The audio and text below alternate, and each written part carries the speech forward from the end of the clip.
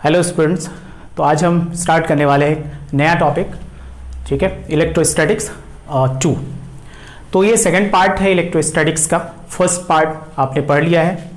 Second part में आपको थोड़ा सा ये पार्ट टफ लगेगा, ठीक है। इसमें हमें गॉस लॉ पढ़ना है। गॉस लॉ पढ़ने से पहले हमें एरिया वेक्टर को समझना है कि एरिया वेक्टर क्या होता है। क्या एरिया एक वेक्टर क्वांटिटी है या एक स्केलर क्वांटिटी है? अभी तक आपने एरिया को एज ए स्केलर क्वांटिटी पढ़ा था, बट यहां पे हमें क्या देखना है, एरिया को वेक्टर क्वांटिटी देखनी है, उसका डायरेक्शन भी हमें देखना है, ठीक है। जैसे अगर आप इसका डेफिनेशन देखो तो डेफिनेशन हमारा क्या है, एरिया वेक्टर। तो area is a vector quantity and the direction is normal to the surface. अगर देखा जाए तो इसका जो डायरेक्शन है वो नॉर्मल टू द सरफेस होगा। सपोज हमारे पास एक सरफेस है, मैंने एक सरफेस लिया यहां पे, ये एक सरफेस है, ठीक है। ऐसा एक सरफेस रखा हुआ है।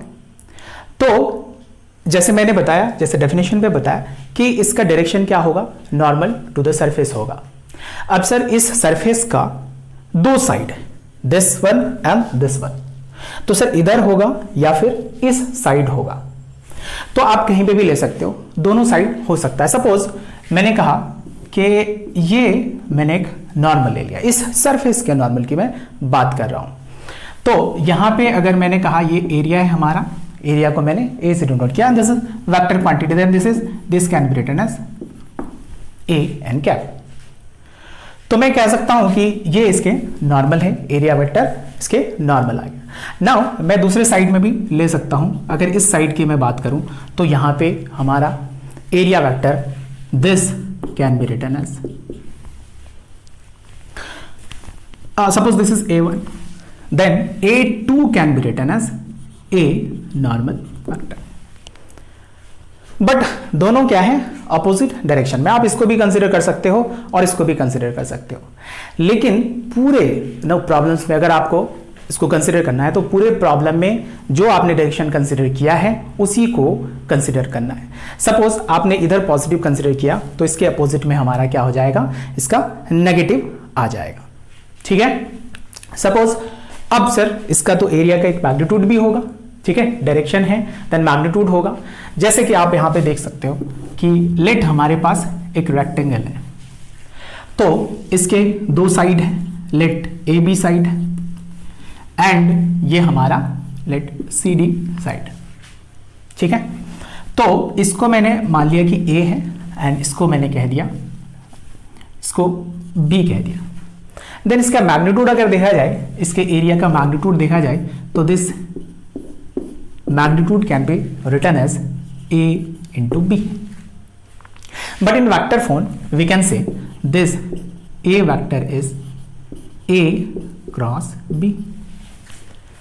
तो A cross B means it's a vector quantity and इसका डायरेक्शन किधर होगा, A अगर हमारा ये वाला A है तो A क्रॉस B लेंगे तो इसके परपेंडिकुलर डायरेक्शन में क्या आएगा, इसका डायरेक्शन आपको मिलेगा। नाउ नेक्स्ट अगर देखा जाए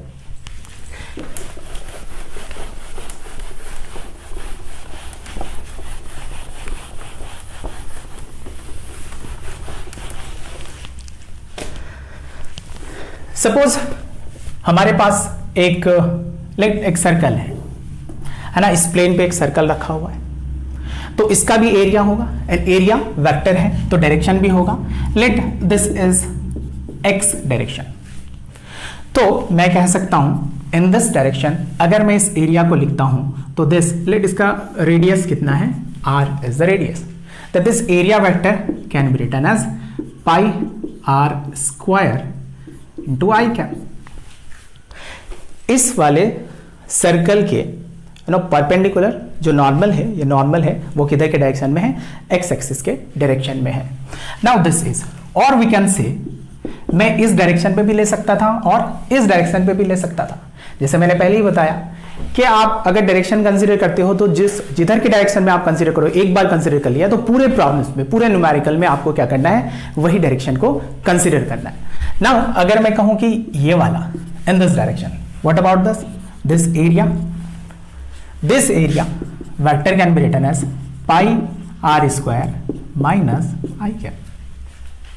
तो अगर आपने पॉजिटिव डायरेक्शन में कंसीडर किया तो this is pi are square I cap, and अगर आपने नेगेटिव डायरेक्शन में कंसीडर किया तो इस डायरेक्शन में हमारा कितना हो जाएगा, pi are square minus I cap. Now अगर मैं एग्जाम्पल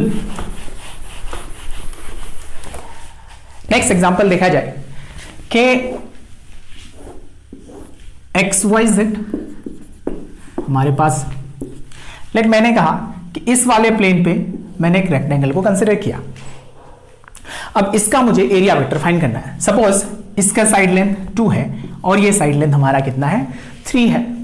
तो ये हमारा प्लेन कौन सा है, this is Y Z plane. मतलब इसका नॉर्मल हमारा किधर हो जाएगा, इसका नॉर्मल एक्स डायरेक्शन में होगा या फिर माइनस एक्स के डायरेक्शन में हो सकता है। तो अगर इसका मैं एरिया लिखूं, एरिया वेक्टर लिखूं, तो this area vector can be written as, सबसे पहला मैग्नीट्यूड है, इट्स रेक्टेंगल है ना, तो 3 into 2 मैं लिख सकता हूं। तो this is 2 into 3 into i cap, और we can say this is 6 into minus I cap. अगर मैंने इधर के डायरेक्शन में पॉजिटिव माना है एक्स के डायरेक्शन में, तो माइनस एक्स के डायरेक्शन में नेगेटिव हो जाएगा।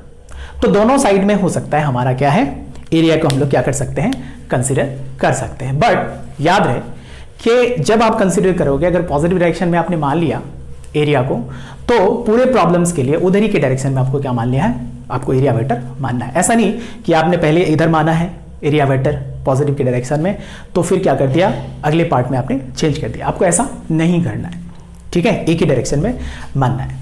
नाउ ये एक एरिया है, हमने एक सरफेस लिया, this surface is known as open surface. ये हमारा एक ओपन सरफेस है। नाउ सर और दूसरा भी सरफेस हो सकता है, तो दो टाइप का है हमारे पास, एक ओपन सरफेस है, दूसरा क्या होगा, क्लोज सरफेस होगा। तो सर ओपन सरफेस में तो आपने ये चीज बता दिया कि इसके परपेंडिकुलर इसके नॉर्मल हो जाएगा। लेट एक ओपन सरफेस है तो इसके नॉर्मल एरिया वेक्टर हो जाएगा, है ना, उसका डायरेक्शन हो जाएगा। इसके नॉर्मल इधर भी हो सकता है। लेकिन अगर एक हमने क्लोज सरफेस ले लिया, सपोज क्लोज सरफेस हमारे पास, this is all about open circuit, open surface. But अगर मैं क्लोज सरफेस की बात करूं, ये हमारा सेकंड वाला है, closed surface.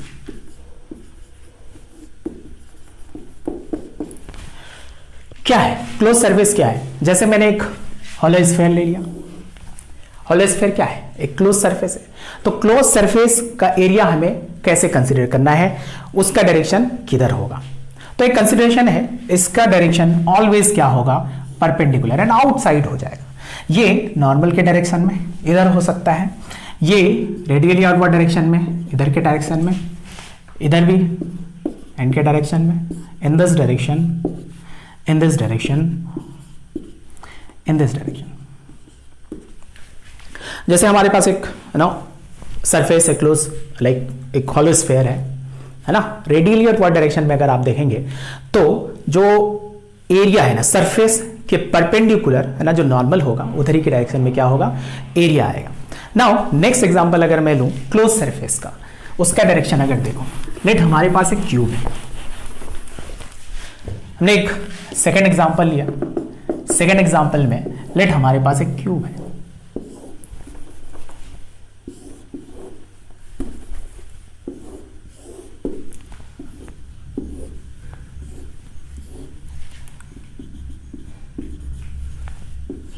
y and this is z direction. तो इसमें 6 आपको साइड दिख रहे हैं, 6 सरफेसेस दिख रहे हैं, उनका एरिया वेक्टर का डायरेक्शन किधर होगा। तो for this is the area vector normal के डायरेक्शन में। इधर के डायरेक्शन में देखो तो इधर नॉर्मल है, इधर के डायरेक्शन में देखो तो ये हमारा नॉर्मल है, एंड दिस इज। एंड अगर मैं इस वाले सरफेस की बात करूं, मतलब ये क्यूब है अपोजिट वाले सरफेस की, तो वो किधर हो जाएगा, इनवर्ड डायरेक्शन में हो जाएगा। एंड इस वाले सरफेस, जो हमारे तरफ वाला सरफेस है, मेरे पास वाला जो सरफेस है, उसका डायरेक्शन किधर हो जाएगा, बाहर के डायरेक्शन में हो जाएगा। ये एक कंसिडरेशन है, क्योंकि एक क्लोज सरफेस है। ओपन सरफेस पे तो हमें समझ में आ रही थी कि ठीक है सर ये एक ओपन सरफेस है तो इसका इधर हो सकता है या इधर के डायरेक्शन में हो सकता है, बट एक क्लोज सरफेस पे हम कैसे कंसिडर करें। जैसे हमारा एक रूम है, तो इस रूम में इस वाले वॉल की अगर मैं बात करूं तो इसका एरिया वेक्टर क्या हो जाएगा, इसके आउटवर्ड डायरेक्शन में। इस वाले रूम की इस वाले वॉल की बात करूं तो इसका किधर हो जाएगा, आउटवर्ड डायरेक्शन में। लाइकवाइज इस वाले सरफेस का आउटवर्ड, इसका downward and so on. Okay, तो बात समझ आ रही होगी। ओके, सो नाउ नेक्स्ट अगर देखा जाए, नेक्स्ट अगर हमें एरिया वेक्टर समझ में आ गई,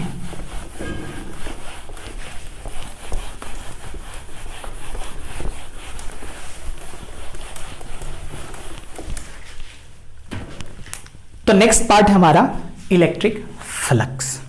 मोस्ट इंपॉर्टेंट पार्ट है, ठीक है। इसके बाद ही हम लोग गॉस लॉ पे आ सकते हैं। तो देखो इलेक्ट्रिक फ्लक्स,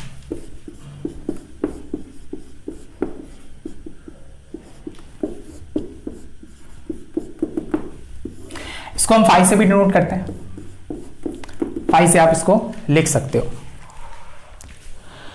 फ्लक्स क्या चीज है ना, ये बेसिकली क्या है, ये एक काउंट है इलेक्ट्रिक फील्ड लाइंस, कितनी इलेक्ट्रिक फील्ड लाइंस एक पर्टिकुलर एरिया से क्या कर रही है, पास कर रही है। इसको समझने के लिए मैं एक एनालॉजी बनाता हूं। एनालॉजी ये है कि मैंने एक डिस्क लिया यहां पे, है ना, और एक वाटर जेट लिया, एंड मैंने वाटर जेट को क्या किया, इस पे इंसिडेंस करवाया। अब ये वाटर जेट क्या कर रहा है, इस वाले सरफेस को हिट कर रहा है, एंड नीचे मैंने एक बकेट रख दिया। बकेट किस पर्पस के लिए रखा, जो वाटर इससे हिट कर रहा है जाकर क्या हो जाए, वो इस पे जमा हो जाए, ठीक है।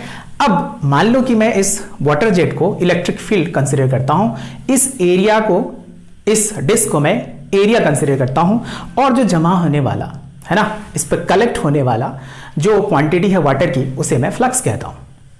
तो अगर ये यहां पे हिट कर रहा है, ठीक है, इस वाले एरिया पे हिट कर रहा है, तो आपको समझ में आ रही होगी कि मैक्सिमम अमाउंट हमारा क्या हो रहा होगा, कलेक्ट हो रहा होगा। मैक्सिमम अमाउंट कलेक्ट होकर क्या हो रहा होगा, इस बकेट पे जमा हो रहा होगा। नाउ अगर मैं क्या करूं, इस एरिया को मैं रोटेट करवाना शुरू करूं, वाटर जेट हमारा इधर के डायरेक्शन में है, लेट मैं इसको रोटेट कराना शुरू करूं, तो अब लेस है ना, वाटर जेट लेस अमाउंट इसको क्या कर रहा है, हिट कर रहा है। मैं ऐसे कर दूं, है ना, सपोज ये बहुत थिन है, तो हमारा ये वाटर जेट जा रहा है, अब क्या इस एरिया को हिट कर पा रहा है, क्या नहीं कर पा रहा है। इट मींस इसको हिट नहीं कर रहा है, तो अब वाटर भी क्या नहीं होगा, यहां पे जाकर एक्यूमुलेट नहीं होगा बकेट में। तो अब फ्लक्स, इस वाले कंडीशन में फ्लक्स हमारा क्या होगा, जीरो होगा। इस वाले कंडीशन में फ्लक्स हमारा क्या है, मैक्सिमम है। इस एनालॉजी से हम लोग फ्लक्स को समझने की कोशिश करते हैं, इलेक्ट्रिक फ्लक्स को और एरिया वेक्टर के साथ। तो अगर आप देखें तो इलेक्ट्रिक फ्लक्स, इसको डिफाइन, इसका फॉर्मूला अगर आप देखें तो this phi is equals to E dot S. मैंने एस कहा यहां पे एरिया वेक्टर को, ठीक है। आप एरिया वेक्टर को ए भी ले सकते हो या आप एस से भी डिनोट कर सकते हो। It means this can be written as E S cos theta.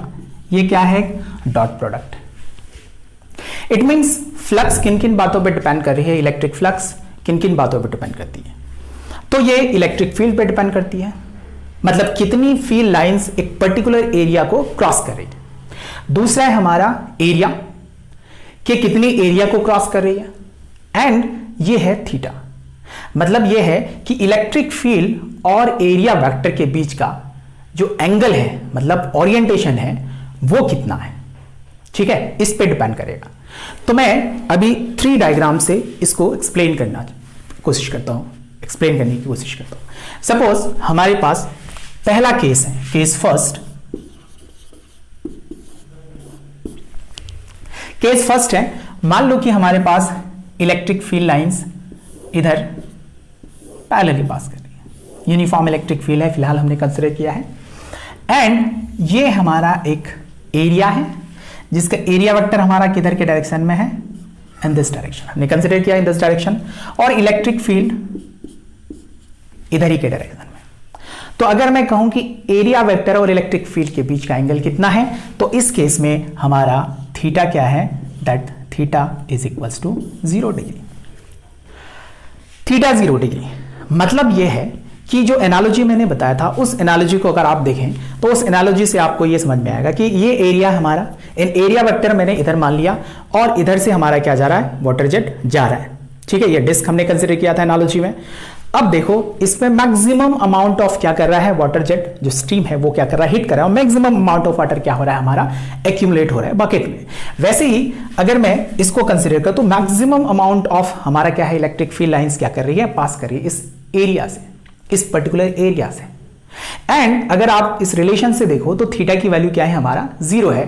तो यहां पे अगर फाई की वैल्यू आप लिखो, in this case this phi is equals to कितना हो जाएगा, a into a, and this is the maximum flux passing through this particular area।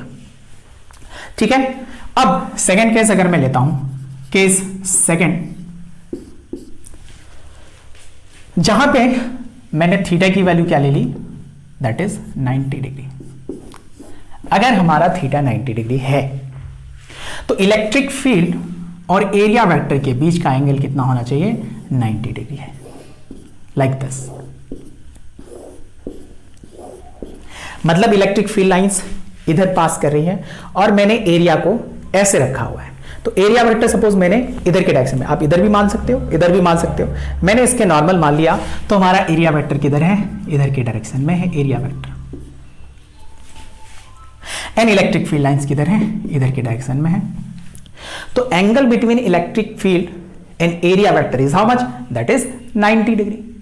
तो अगर आप फ्लक्स की बात करो तो this flux is equals to how much, E A cos 90 degree which is equals to 0. It means this is the minimum flux passing through this particular area। जैसे मैंने आपको बताया कि अगर आप एरिया को ऐसे रखते हो, हमारे पास वाटर जेट है, ये हिट कर रहा है तो मैक्सिमम मिल रहा है, तो कौन सा केस है, ये वाला केस है, दिस वन। अब अगर आप इसको ऐसे कर देते हो तो इलेक्ट्रिक फील्ड लाइंस है ना, वाटर जेट अगर हमने एनालॉजी बनाया तो इधर के डायरेक्शन में है और एरिया वेक्टर क्या है, इधर के डायरेक्शन में, दोनों के बीच का एंगल कितना है, दैट इज 90 डिग्री। तो cos 90 क्या है, हमारा 0 होता है। तो हमें फाइनली फ्लक्स कितना मिला, 0 फ्लक्स मिला। ठीक है, अब जो हमारे पास लास्ट केस है, अगर लास्ट केस को आप देखो, केस 3,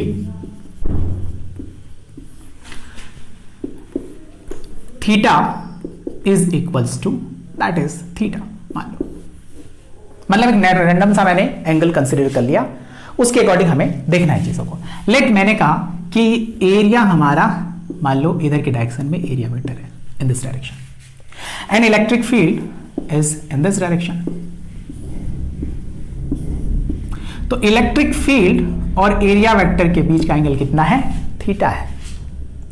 तो इन this case flux passing through this particular area is that is E A cos theta. देखो ये एक जनरल रिलेशन है, मतलब इलेक्ट्रिक फील्ड पे डिपेंड करेगा, number of electric field lines passing through, मतलब कितनी इलेक्ट्रिक फील्ड इस पर्टिकुलर एरिया पे, इस पर्टिकुलर एरिया से पास कर रही है, end of course the angle between area vector and the electric field. So this is overall है ना, एक आपका बेसिक है इलेक्ट्रिक फ्लक्स के बारे में। अब देखो सर, जैसे कि मैंने कहा कि बकेट में हमारा वाटर क्या हो रहा है, जमा हो रहा है। जैसे मैंने कहा कि इधर से एनालॉजी, फिर से आ जाओ एनालॉजी में, इधर से अगर आप पास करा रहे हो किसको, जेट को, वाटर जेट को, तो उसके पास एक डायरेक्शन है, मतलब it's a vector quantity, just like electric field. ये एक एरिया मैंने कंसीडर किया था, तो ये एरिया हमारा क्या है, एक वेक्टर क्वांटिटी है, ये भी है। एंड ओवरऑल अगर आप देखो इलेक्ट्रिक फ्लक्स को देखो, इट्स अ स्केलर क्वांटिटी। ठीक है, इट मींस जो हमारा वाटर जमा हो रहा था, अगर एनालॉजी से आप देखो तो वाटर हमारा क्या था, उसके पास कोई डायरेक्शन नहीं था। इट मींस इट्स क्या है, it's a scalar quantity. Likewise flux भी हमारा क्या है, स्केलर क्वांटिटी है।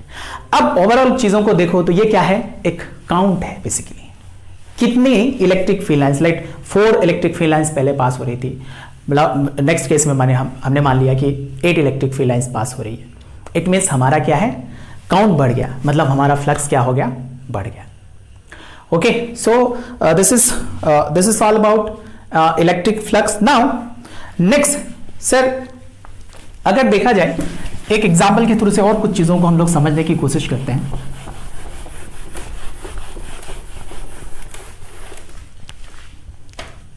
सपोज फॉर एग्जाम्पल एक पर्टिकुलर एरिया है हमारे पास, थोड़ा रेक्टेंगुलर टाइप का मैं लेता हूं एक एरिया, रेक्टेंगुलर एरिया, ठीक है। इसका मान लो कि एरिया वेक्टर ये ऐसा रखा हुआ है ना, इसका एरिया वेक्टर इधर के डायरेक्शन में, ठीक है, और मैंने इसे ए कह दिया, ओके ना। इसके अपोजिट अगर देखो आप तो इधर ही के डायरेक्शन में क्या हो जाएगा, ए वेक्टर एक और भी है। अब मान लो कि इलेक्ट्रिक फील्ड का डायरेक्शन इधर है, बहुत इंपॉर्टेंट पॉइंट है जो आपको समझना है यहां पे। तो sir this is the angle between, this is theta, this angle between electric field and area vector, ये वाला एरिया है ना, मान लो कि ये वाला है। तो इस वाले एरिया वेक्टर और इलेक्ट्रिक फील्ड के बीच का एंगल कितना हो जाएगा, इधर के डायरेक्शन में अगर देखो तो this is pi minus theta. अब दोनों एक एरिया वेक्टर पे हम लोग देख रहे हैं कि इस इलेक्ट्रिक फील्ड की वजह से दोनों पे फ्लक्स कितना है। तो फ्लक्स अगर देखा जाए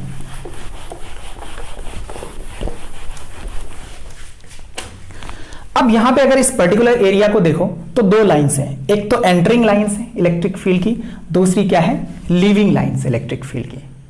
तो मैं लीविंग लाइंस की बात अगर करूं तो उसके वजह से फ्लक्स कितना आ रहा है, एंटरिंग लाइंस की मैं अगर बात करूं तो उसके वजह से फ्लक्स कितना आ रहा है।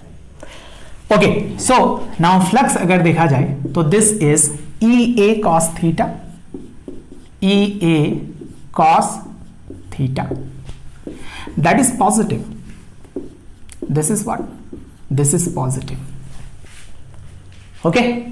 तो ये हमारा क्या है, एक पॉजिटिव है, इसका मतलब फील्ड लाइंस क्या हो रही हमारी, lines leaving, field lines leaving. तो जब फील्ड लाइंस किसी पर्टिकुलर एरिया को लीव करेगी तो हमारा फ्लक्स क्या मिलेगा, पॉजिटिव मिलेगा। क्या नेगेटिव भी मिल सकता है, यस देखते हैं हम लोग। सेकंड में अगर हम लोग फाई की वैल्यू निकालें, दूसरा वाला, ये मान लो कि हमारा केस फर्स्ट है, late this is case first and case again case second. तो इस पे अगर इस वाले एरिया को मैं देखो अपोजिट डायरेक्शन वाला, अगर हमने उसको एरिया वेक्टर कंसीडर कर लिया तो इन दैट केस हमारा इसमें फील्ड लाइंस क्या कर रही है, एंटर कर रही है इस पर्टिकुलर एरिया पे, यहां पे एंटर कर रही है विद सम एंगल, है ना। ये एंगल इस इलेक्ट्रिक फील्ड के साथ कितना एंगल बना रहा है, that is phi minus theta, sorry pi minus theta. तो this E A cos pi minus theta, that means this becomes minus E A cos theta. Second quadrant में cos negative होता है, तो this is phi is minus E A cos, this is what, this is negative. तो ये हमारा क्या मिला, ये हमें नेगेटिव मिला। मतलब अगर मैं लीविंग फील्ड लाइंस को कंसीडर करता तो हमें फ्लक्स क्या मिला, पॉजिटिव मिला, और एंटरिंग फील्ड लाइंस को मैं कंसीडर करूं तो हमें फ्लक्स क्या मिल रहा है, नेगेटिव मिल रहा है। तो this entering field lines,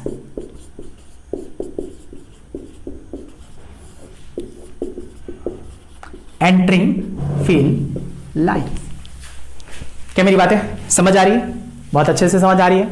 okay, जो मैंने यहां पे बताया फिर एक बार आपको बताता हूं। सपोज हमारे पास ये एक एरिया है, इसका एरिया वेक्टर इधर भी मान सकता हूं, इधर भी कंसीडर कर सकता हूं ना। फील्ड लाइंस इस डायरेक्शन में जा रही है, तो ये वाला एरिया वेक्टर और इधर जो लीविंग वाली फील्ड लाइंस है ये थीटा एंगल बना रही है। तो एंटरिंग वाली जो फील्ड लाइंस होगी वो कितना एंगल बनाएगा, ये वाली एंगल बनाइए, ठीक है। इसके साथ हमारा क्या है, ये वाला तो एंगल है, इसको मैं आगे बढ़ाऊं तो 10 इज इट, इसके साथ थीटा, तो इसके साथ कितना है, पाई minus theta.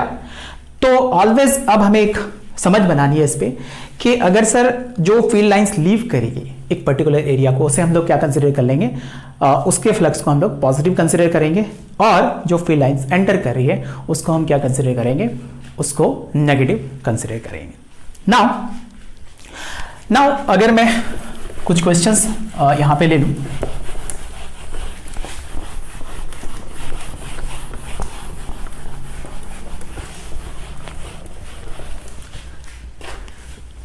Suppose for example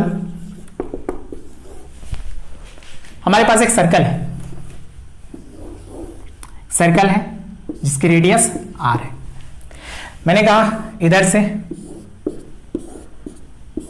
uniform electric field पास कर रही है E, तो कितना फ्लक्स इस वाले पर्टिकुलर एरिया से हमारा पास कर रहा है ये हमें फाइंड करना है।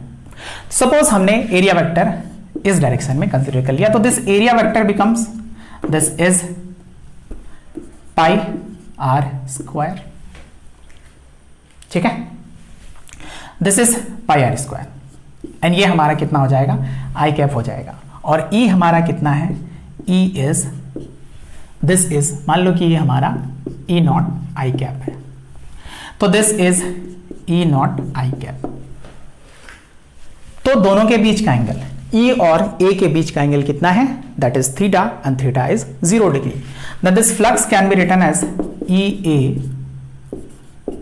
कॉस थीटा, या आप ई डॉट ए भी लिख सकते हो। तो इन दैट केस इन दोनों के बीच का angle is 0 degree, then this becomes pi are square into E naught, sorry ऐसे लिख लो, इससे कोई फर्क नहीं पड़ता, E naught into pi are square. Okay, so this is it.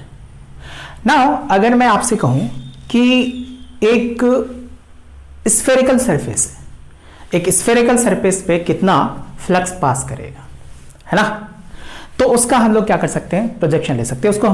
Now अगर मैं नेक्स्ट एग्जांपल में चलूं, नेक्स्ट क्वेश्चन लेता हूं मैं, ठीक है, कि हमें फ्लक्स फाइंड करना है।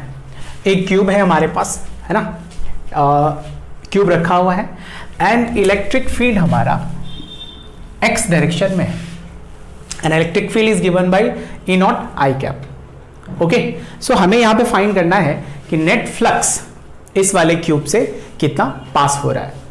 तो देखो इलेक्ट्रिक फील्ड का अगर डायरेक्शन देखा जाए तो this is the direction of electric field, that is E is equals to E naught i cap. और हमें यहां पे फाइंड करना है कि इस क्यूब से कितने टोटल फ्लक्स कितना पास हो रहा है। सी हियर कैसे करेंगे, अगर इस वाले ना साइड को देखो, इस वाले सरफेस को देखो, तो यहां पे एरिया वेक्टर क्या होगा, इसके परपेंडिकुलर। जैसे मैंने आपको बताया था कि जब क्लोज सरफेस होता है तो उसका एरिया वेक्टर कैसे कंसीडर करना होता है। तो यहां पे हमने एरिया वेक्टर कंसीडर किया, है ना, फिर इसके लिए हमारा एरिया वेक्टर किधर हो जाएगा, इसके परपेंडिकुलर हो जाएगा। इस वाले वॉल के लिए इधर के डायरेक्शन में हो जाएगा, इसके लिए क्या हो जाएगा, डाउनवर्ड डायरेक्शन में। जो अपोजिट वाला वॉल है उसके लिए क्या हो जाएगा, उस डायरेक्शन में, एंड ये टुवर्ड्स अस हो जाएगा, इनटू द प्लेन हो जाएगा and out of the plane हो जाएगा एरिया वेक्टर। अब अगर मैं फर्स्ट वाले सरफेस की बात करूं, सेकंड वाले की बात करूं, third, fourth, fifth and sixth की बात करूं, इन सब से हमें क्या फाइंड करना है, इन सब से हमें कितना फ्लक्स पास करा है वो फाइंड करना है एंड नेट फ्लक्स भी हमें फाइंड करना है। तो नाउ मैं अगर फाइव 1 की बात करूं, फाइव 1 इज हाउ मच, तो 1 हमारा क्या है। अब अगर इस एरिया वेक्टर को अगर देखा जाए, जैसे हमारे पास फ्लक्स क्या होता है, flux is equals to E dot A, E dot A मतलब E A cos theta, E A cos theta. जैसे मैंने पहले ही कहा कि फ्लक्स किन किन बातों पे डिपेंड करती है, इलेक्ट्रिक फील्ड पे डिपेंड करती है, एरिया वेक्टर पे डिपेंड करती है, और किस पे, ओरिएंटेशन पे, मतलब इन दोनों के बीच क्या, एंगल पे डिपेंड करती है। नाउ अगर यहां पे देखा जाए फर्स्ट वाले के लिए, है ना, इस वाले सरफेस के लिए अगर मैं फाइंड करता हूं कि कितना फ्लक्स यहां से पास कर रहा है, तो इस इलेक्ट्रिक फील्ड और एरिया वेक्टर के बीच में कितने का एंगल है, that is 90 degree. It means this is E A cos 90 degree and that becomes 0। Likewise अगर मैं फाइंड करूं इस वाले सेकंड वाले सरफेस के लिए, तो सेकंड वाले सरफेस और आप अगर देखो इलेक्ट्रिक फील्ड के बीच में हमारा कितना है, इन दोनों के बीच का एंगल भी कितना है, 90 डिग्री है। इट मींस लाइकवाइज अगर मैं देखूं तो phi 2 can be written as 0। Likewise fourth वाला एंड फिफ्थ वाला भी क्या होगा, इन दोनों के बीच में भी क्या है, इलेक्ट्रिक फील्ड और एरिया वेक्टर के बीच में। फिफ्थ अगर मैं फोर्थ की बात करूं तो area vector into the plane and electric field in this direction, तो इन दोनों के बीच का एंगल कितना है 90 डिग्री है. It means phi 4 that is equals to 0 and phi 5 that is equals to 0. Now हमें दो और रह गए, दो सरफेस और रह गए, सॉरी दिस वन सिक्स्थ, तो दिस सिक्स्थ इज 0. नाउ मुझे फोर्थ का फाइंड करना है और मुझे किसका फाइंड करना है, sorry this is 6 and this is 5. ना हमें फोर्थ का फाइंड करना है एंड हमें थर्ड का फाइंड करना है, ठीक है. तो नंबरिंग आप देख लें. ओके, नाउ सी, अगर मैं फोर्थ की बात करूं तो area vector N electric field, the direction of electric field x direction and area vector is how much, किस डायरेक्शन में है area vector, that is in x direction. मतलब इन दोनों के बीच का एंगल कितना है 0 डिग्री. तो फोर्थ का अगर फाइंड किया जाए तो that is E A cos 0. That means this becomes E into A. Okay, so now अगर मैं थर्ड वाले की बात करूं, इस वाले की बात करूं, तो इसका area vector in this direction और इलेक्ट्रिक फील्ड अपोजिट डायरेक्शन में है. तो इन दैट केस मैं कह सकता हूं यहां पे that is third, that is E A cos 180 degree, that is 180 degree. तो अगर ये 180 डिग्री है तो cos 180 डिग्री हमारा कितना हो जाता है, दैट बिकम्स माइनस EA. तो नेट फ्लक्स की अगर मैं बात करूं, टोटल फ्लक्स कितना पास कर रहा है इस पूरे क्यूब से, तो phi net becomes phi 1 plus phi 2 plus phi 3 phi 4 phi 5 and plus phi 6.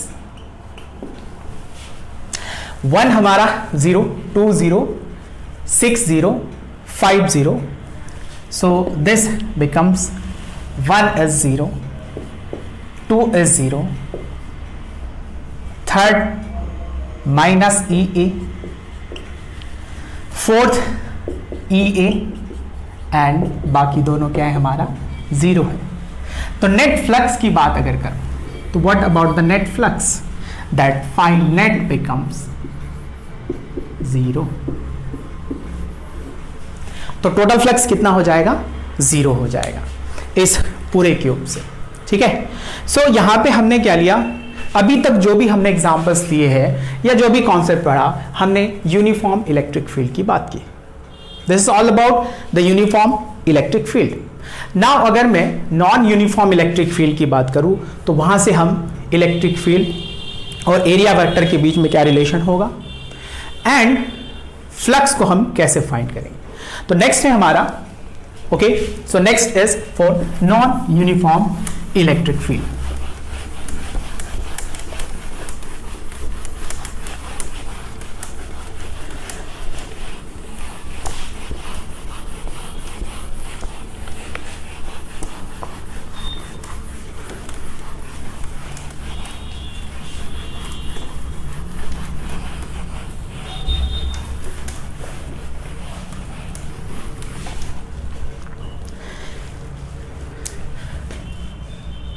Now, non-uniform electric field. Electric flux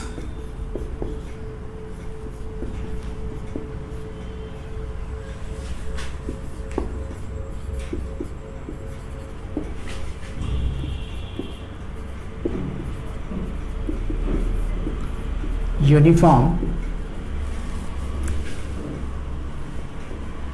electric field.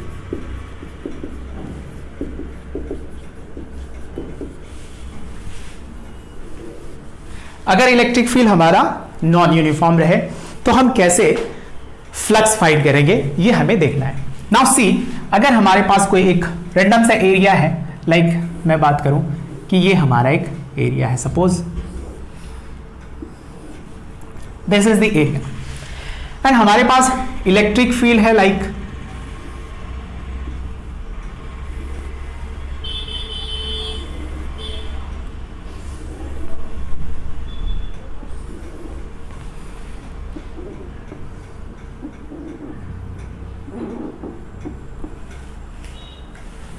यहां से इलेक्ट्रिक फील्ड इस एरिया पे एंटर कर रही है और यहां से बाहर निकल रही है, दिस इज इलेक्ट्रिक फील्ड।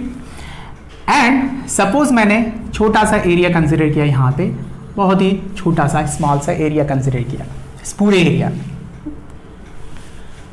तो इलेक्ट्रिक फील्ड का डायरेक्शन किधर होगा, कि टेंजेंट के डायरेक्शन में, इन this direction, this is electric field. And अगर मैंने इसे छोटा सा एरिया कह दिया एंड दैट बिकम्स ds, तो ds एरिया वेक्टर का डायरेक्शन इसके परपेंडिकुलर, इस सरफेस के परपेंडिकुलर हो जाएगा and that is ds vector, या आप dA वेक्टर भी कह सकते हो, है ना। तो let this is theta, the theta is the angle between electric field and area vector. So यहां पे अगर मैं छोटा सा फाई लिखूं, छोटा सा phi d phi, small phi, flux that can be written as E dot ds, और आप ds को क्या लिख सकते हो, dA भी लिख सकते हो, आप इसको ds भी कह सकते हो, और we can say this is dA, या तो ds ले लो या फिर dA ले लो, छोटा स्मॉल सा एरिया।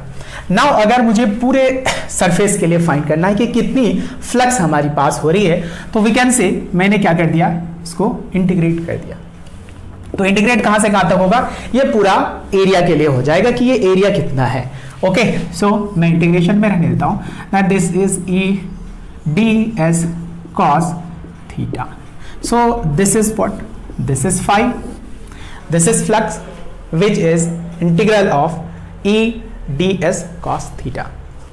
ओके, सो लाइकवाइज हम यहां से क्या फाइंड कर सकते हैं, इस पूरे नॉन यूनिफॉर्म इलेक्ट्रिक फील्ड का हम लोग फ्लक्स फाइंड कर सकते हैं ना। उसके बाद एक बहुत ही इंपॉर्टेंट सा कॉन्सेप्ट है हमारे पास, उस कॉन्सेप्ट को हमें देखना है, ठीक है, कि अगर हमारे पास एक स्फीयर है, उस स्फीयर से, है ना, कितना इलेक्ट्रिक फील्ड पास करेगा एंड कितना फ्लक्स पास करेगा, ठीक है। अगर उसके सेंटर पे एक चार्ज को रख देता हूं तो उस चार्ज के वजह से पूरे सरफेस से कितना फ्लक्स पास कर रहा है, हमें वो फाइंड करना है। एंड सो ऑन, वो सारी चीजें एक सिलेंडर के लिए भी हम लोग फाइंड कर सकते हैं, सिलेंडर के साइड से कितना पास कर रहा है, कर्व सरफेस से कितना पास कर रहा है, उसके लिए भी हम लोग फाइंड कर सकते हैं, या किसी कोन का फ्लैट सरफेस से कितना फ्लक्स पास कर रहा है, वो भी हम क्या कर सकते हैं, फाइंड कर सकते हैं। उससे पहले हमें एक बहुत इंपॉर्टेंट सा कॉन्सेप्ट पढ़ना पड़ेगा, ठीक है, and that is known as concept of solid angle. Okay, so let's start. Next हमारा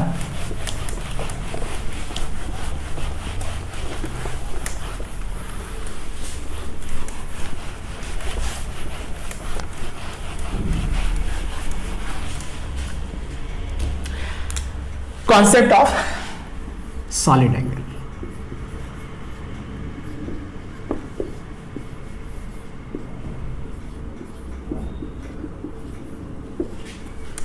सॉलिड एंगल, ध्यान से देखना, बहुत मजा आएगा इसमें, है ना। इस पे जो हम रिलेशन फाइंड करेंगे, फाइनली हमें वो रिलेशन क्या करना है, यूज करना है, बट थोड़ा सा डेरिवेशन है जो आपको यहां पे देखना है कि सॉलिड एंगल होता क्या है, ठीक है। जैसे आप एक स्फीयर लो, जैसे वाटरमेलन लो, है ना, वाटरमेलन से ऐसे कट करते हैं हम लोग, है ना, या फिर आप ये कह सकते हो कि एक आइसक्रीम ना, कोन वाला, कोन शेप वाला आइसक्रीम ले लिया। तो अगर कोन शेप वाला आइसक्रीम आप लेते हो, है ना, जैसे ये हमारे पास एक कोन है ना, तो ये इसका एक इस टाइप से बनता है। तो इस पे दो टाइप के एंगल है ना, एक तो ये वाला एंगल है, एक तो इस एंगल को हम कह सकते हैं दिस इज प्लेन एंगल। अच्छा, एक एंगल और होगा जो ये वाला होगा,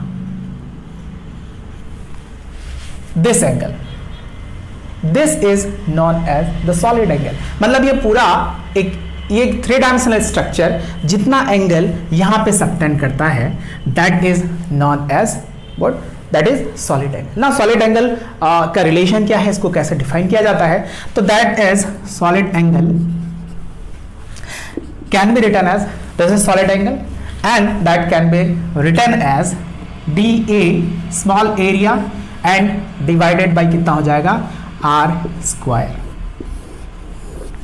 where R is what, the radius of this, है ना, स्फेरिकल, है ना, स्फेयर, अगर मैंने इस स्फेयर से मैंने क्या किया, इसको कट किया है, ठीक है ना, ये एक कोन है, this is the radius, okay. And इसकी यूनिट हो जाती है, अगर यूनिट की बात करूं तो यूनिट बिकम्स स्टेरेडियन।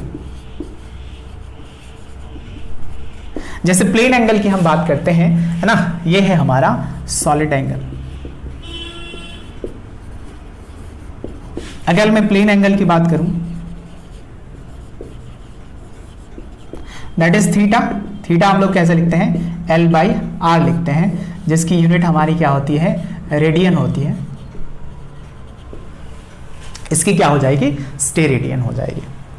नाउ यहां से हमें एक और कॉन्सेप्ट डेवलप करना है कि सर अगर मैं एक चार्ज को यहां पे प्लेस करता हूं, मैं यहां पे एक चार्ज को प्लस Q को प्लेस कर देता हूं, तो इससे पास होने वाला जो फ्लक्स है ये कितनी फ्लक्स इस वाले एरिया से पास होगी, ओके। सो इस वाले एरिया से कितनी फ्लक्स पास होगी, that we need to find out. So now next है हमारा, सपोज हमारे पास एक स्फेयर है, एक स्फेयर मैंने लिया, ठीक है। इस स्फेयर से मैंने क्या किया, थोड़ा सा पोर्शन कट किया, लाइक कोन टाइप का आइसक्रीम जो आपने देखा उस टाइप का मैंने क्या किया, यहां पे कट किया, ओके। सो दिस, इस एरिया से, इस वाले एरिया से जितनी फ्लक्स पास होगी, अगर मैंने एक चार्ज को यहां पे प्लेस कर दिया, उतना ही फ्लक्स यहां से भी पास करेगा, इस कैप से पास करेगा, है ना। तो यहां पे देखो, अगर मुझे ये वाला फ्लक्स फाइंड करना है, अगर मैं इस वाले एरिया का, है ना, कोन का फ्लैट सरफेस, अगर आप कहो कि अगर मेरा कोन का फ्लैट सरफेस अगर मैं यहां लेता हूं, ये वाला, इस फ्लैट सरफेस से अगर मैं यहां से पास होने वाले फ्लक्स को फाइंड कर लेता हूं, तो यही वाला फ्लक्स कहां से पास कर रहा होगा, यहां से भी पास कर रहा होगा, सेम फ्लक्स पास कर रहा होगा। तो अगर ये फाइंड कर लिया तो ऑटोमेटिकली हमारा क्या हो जाएगा, इस वाले एरिया से भी, ये जो कर्व वाला एरिया है यहां से भी क्या हो जाएगा, हम फाइंड कर सकते हैं। नाउ कैसे फाइंड करना है सर, तो इसको फाइंड करने के लिए हमें थोड़ा सा इंटीग्रेशन की जरूरत है, ओके। सो नाउ सी, अगर हमारे पास यहां से और यहां देखो, नाउ अभी हमें यहां देखना है कि मैंने इस वाले सरफेस से, इस कोन को कंसिडर किया है, इस कोन के फ्लैट सरफेस से कितना फ्लक्स पास करेगा। अब जैसे कि आप देख पा रहे हैं यहां पे कि इस फ्लैट सरफेस से जितनी फील्ड बाहर निकल रही है, उतनी ही इस कर्व सरफेस को भी क्या कर रही है, ये जो बाउल शेप जो सरफेस है वहां से भी क्या कर रही है, उतनी ही फील्ड लाइंस क्या कर रही है, पास कर रही है। इसका मतलब ये है कि अगर मैं यहां से फाइंड कर लूं, इस वाले फ्लैट सरफेस का मैं फाइंड कर लूं, उसके बेस से फाइंड कर लूं, इस कोन के जितना फ्लक्स पास करेगा उतना ही फ्लक्स किससे पास करेगा, यहां से पास करेगा। तो मैंने क्या किया, इस कोन को यहां से निकाला और यहां पे प्लेस किया। मुझे बेसिकली इस वाले का फाइंड करना था, तो मैंने इसको निकालकर यहां पे रखा। अब मुझे यहां पे फाइंड करना है एंड यहां पे हमारा अल्फा क्या है, इसका सेमी वर्टेक्स एंगल है ना। इसके लिए हमें क्या करना है, मैंने क्या किया, एक एलिमेंट्री रिंग कंसीडर किया जिसकी थिकनेस क्या है, डी थीटा है और जिसका रेडियस कितना है, आर है, and r is equals to r sine theta. इस वाले ट्राइंगल में अगर आप देखो तो यहां पे small r is equals to capital R into sine theta है, ओके। सो नाउ एरिया हमारा कितना हो जाएगा, इस रिंग का एरिया अगर देखा जाए जिसकी थिकनेस कितनी है, आर डी थीटा है, जिसका रेडियस कितना है, स्मॉल आर है। तो मैंने क्या किया, इसको ओपन कर दिया, रिंग को ओपन कर दिया, अगर ओपन कर दोगे एक साइड कट कर कर तो क्या बन जाएगा, एक रेक्टेंगल बन जाएगा। इसका एरिया कितना हो जाएगा, d8 2 pi r d theta. So मैंने क्या किया, यहाँ पे r की वैल्यू यहाँ से उठाई और यहाँ पे पुट कर दी, तो हमें ये dA मिल गया this much 2 pi r square sine theta d theta. अब मैंने इस वाले का एरिया क्यों फाइंड किया, अगर आपको फ्लक्स पता होगा कि मैंने आपको इससे पहले बताया कि जो फ्लक्स होगा जब नॉन यूनिफॉर्म इलेक्ट्रिक फील्ड होती है तो हमारा फ्लक्स कितना हो जाता है, E डॉट dA होता है। तो हमें ये वाला एरिया फाइंड करना था और इसको इंटीग्रेट करना था ताकि हमारा ये पूरा एरिया कवर हो जाए। ओके, सो नाउ हमने यहाँ पे इलेक्ट्रिक फील्ड एक चार्ज रखा है और इलेक्ट्रिक फील्ड और एरिया वेक्टर के बीच का एंगल कितना है ये भी हमें देखना है। तो सी हियर, यहां से अगर मैंने एक पॉइंट चार्ज को रखा तो रेडियली आउटवर्ड डायरेक्शन में क्या निकलेगा, इलेक्ट्रिक फील्ड लाइंस निकलेंगी। तो इलेक्ट्रिक फील्ड लाइंस हर तरह नो 3 डायमेंशन में वो निकलेगी। तो अगर यहां पे देखा जाए तो रेडियली आउटवर्ड डायरेक्शन में निकल रहा है एंड एरिया वेक्टर क्या होगा, इस सरफेस के भी परपेंडिकुलर हो जाएगा। इट मींस एरिया वेक्टर और इलेक्ट्रिक फील्ड के बीच का एंगल कितना हो जाएगा, that is 0 degree. It means we can say this is E dot dA और we can say this is E dA cos theta.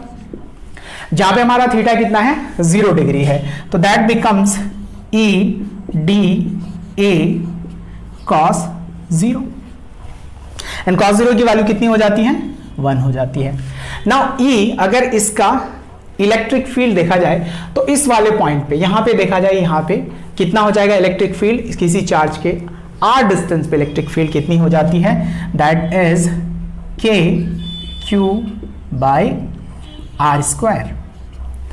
And ये dA अगर देखा जाए, हमने ऑलरेडी ये dA हमने फाइंड कर रखा है और इसको इंटीग्रेट करना है पूरी एरिया के लिए, तो that becomes 2 pi into 2 pi r square sine theta d theta, sine theta d theta.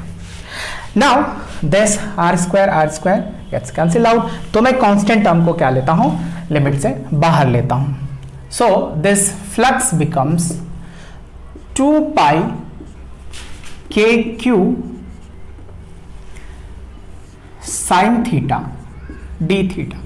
Now theta की वैल्यू कहां से कहां वेरी कर रही है, अगर मैं इस थीटा की वैल्यू देखूं तो थीटा की वैल्यू मेरा 0 से, अगर यहां से मैं कंसीडर करूं यहां से लेकर अल्फा तक, तो 0 से अल्फा तक अगर कंसीडर करता हूं तो ये रिंग पूरा क्या कर रहा है, इधर भी कंप्लीट कर रहा है और इधर भी पूरे एरिया को क्या कर रहा है, कवर कर रहा है। इसका मतलब हमारा लिमिट क्या है, 0 to alpha is the limit, 0 to alpha is the limit of theta. So मैंने यहां पे क्या किया, मैं यहां पे k की वैल्यू भी पुट कर देता हूं, तो that becomes into 1/4 pi epsilon naught and 0 to alpha sine theta d theta. Okay, so now here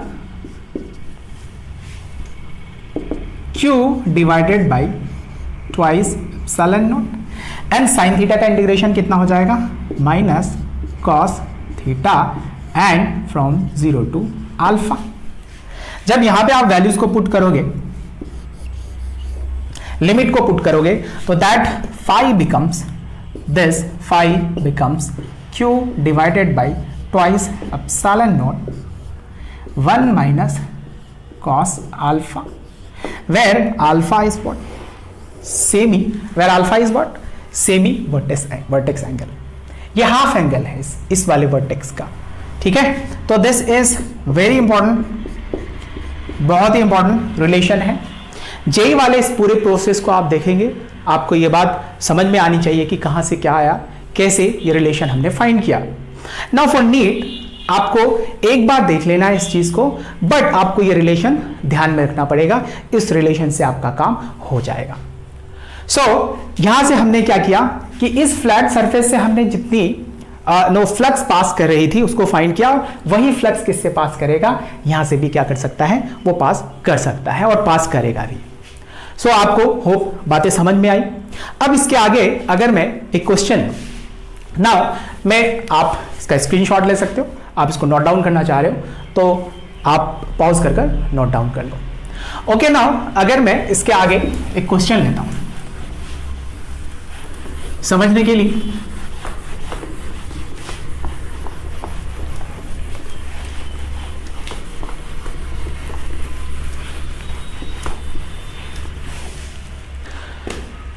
okay, so let, मैंने एक क्वेश्चन लिया। क्वेश्चन ये है कि एक डिस्क रखा हुआ है यहां पे, there is a disc and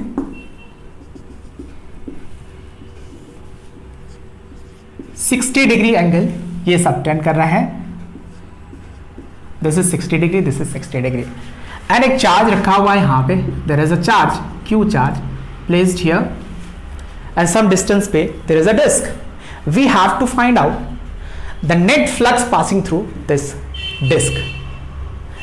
Okay, so अगर ये 60 डिग्री का एंगल सबटेंड कर रहा है तो हमारा सेमी वर्टेक्स एंगल कितना हो गया, 60 डिग्री हो गई। तो हमें अगर फ्लक्स फाइंड करना है तो हमने अभी अभी रिलेशन यहां पे फाइंड किया था, तो this flux can be written as Q divided by twice epsilon naught 1 minus cos alpha, and this flux can be written as flux passing through this area, this disk,